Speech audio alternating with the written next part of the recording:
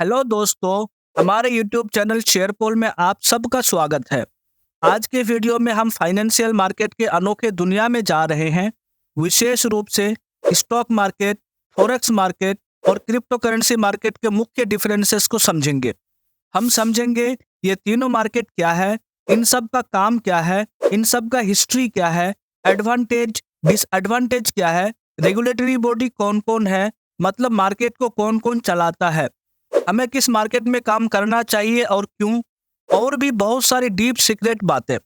दोस्तों, ये वीडियो बहुत ही इंपॉर्टेंट होने वाली है, इसलिए वीडियो के लास्ट तक बने रहें, वरना अधूरा ज्ञान हमेशा नुकसान ही देता है। तो चलें, बिना किसी क्लिक बिट, बिना किसी टाइम पास के अपना टॉपिक को स्टार्ट करते हैं। दोस्तों, सबसे पहले समझने की कोशिश करते हैं कि स्टॉक मार्केट क्या है।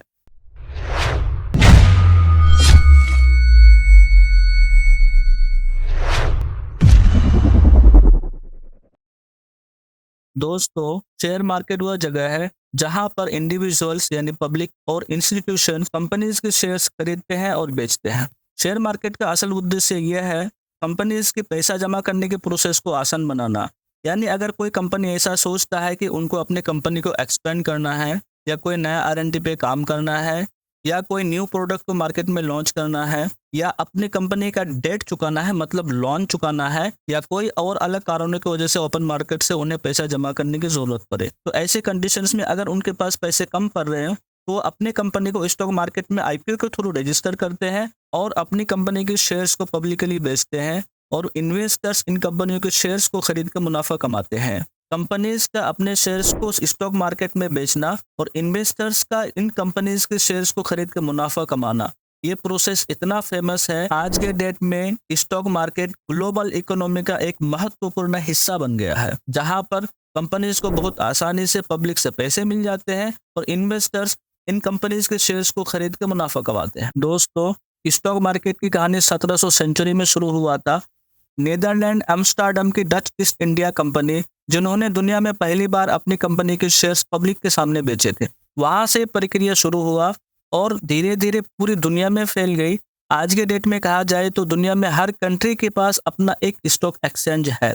जैसे इंडिया में BSE Bombay stock exchange, NSE national stock exchange. दोस्तों, अब तक हमने समझा स्टॉक मार्केट क्या है और स्टॉक मार्केट का क्या काम है और स्टॉक मार्केट कब और क्यों स्थापना हुई थी। अगर आप सच में शेयर मार्केट लवर हैं और शेयर मार्केट को सच में सीखना चाहते हैं तो वीडियो के आखिर तक बने रहना। आपको हम वो चीज़ देंगे जो चीज़ शायद अब तक आपको किसी ने नहीं बताया होगा। अब थोड़ा आगे बढ़ते हैं और फॉरेक्स मार्केट को भी समझने की कोशिश करते हैं। फॉरेक्स मार्केट यानी फॉरेन एक्सचेंज मार्केट, ये वह जगह है जहां पर करेंसीज खरीदी और बेची जाती है। यह एक ऐसा इंटरनेशनल मार्केट है जहां पर अलग अलग देशों की करेंसीज का ट्रेड होता है। पब्लिक और इंस्टीट्यूशंस फॉरेक्स मार्केट में हिस्सा लेते हैं ताकि वह एक करेंसी को दूसरी करेंसी के साथ बदल के मुनाफा कमा सके। फॉरेक्स ट्रेडिंग में करेंसीज का पेयर्स होते हैं, जैसे euro USD, euro dollar versus US dollar, और ट्रेडर से स्पेकुलेट करते हैं कि एक करेंसी दूसरी करेंसी के खिलाफ मजबूत होती है या कमजोर होती है, यानी करेंसी की वैल्यू घटती है या बढ़ती है।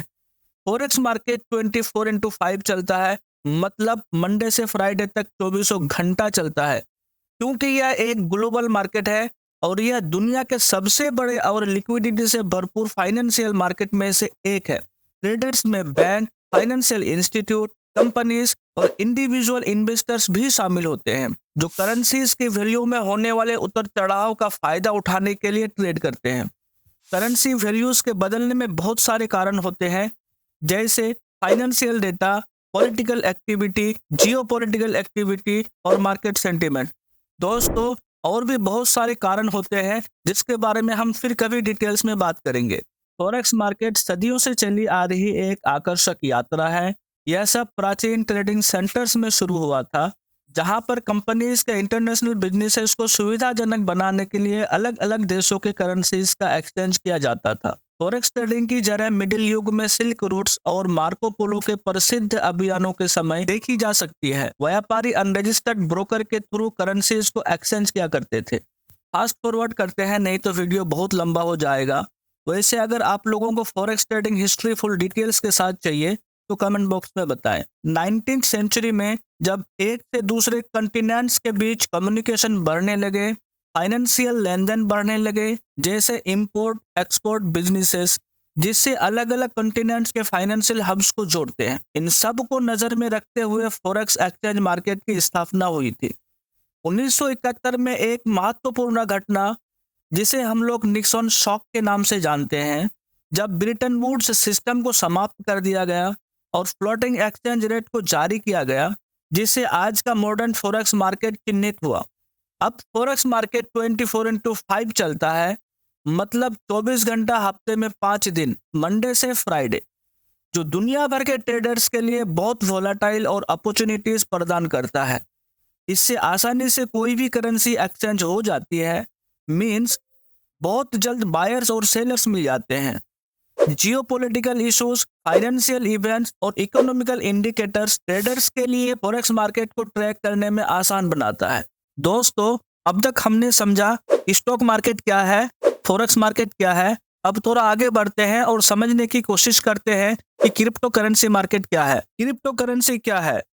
क्रिप्टो करेंसी एक डिजिटल करेंसी यानी वर्चुअल करेंसी है, लेकिन यह आपके वॉलेट में दिखने या पकड़ने वाला रुपये या डॉलर जैसा नहीं होता। यह सब ऑनलाइन होता है और कंप्यूटर्स पर कोड की लाइन के रूप में मौजूद होता है। इसमें खास बात यह है कि इस पर किसी भी सरकार या किसी भी बैंक का कंट्रोल नहीं होता। इसके बजाय इसका सहारा एक टेक्नोलॉजी पर होता है जो ब्लॉकचेन के नाम से जानी जाती है, जिसे एक सुपर सुरक्षित ऑनलाइन लेजर की तरह समझा जा सकता है, जो सभी ट्रांजैक्शन को रिकॉर्ड करता है। क्रिप्टो ट्रेडिंग थोड़ा स्टॉक्स खरीदने और बेचने जैसा है, लेकिन कंपनीज के बजाय आप इन डिजिटल कॉइन्स को खरीदते हैं या बेचते हैं। लोग इसको प्रॉफिट कमाने के लिए करते हैं। आप क्रिप्टो करेंसी तब खरीदते हैं जब आपको लगता है कि उसकी कीमत बढ़ेगी, और उसे तब बेचते हैं जब आपको लगता है कि उसकी कीमत में गिरावट आएगी।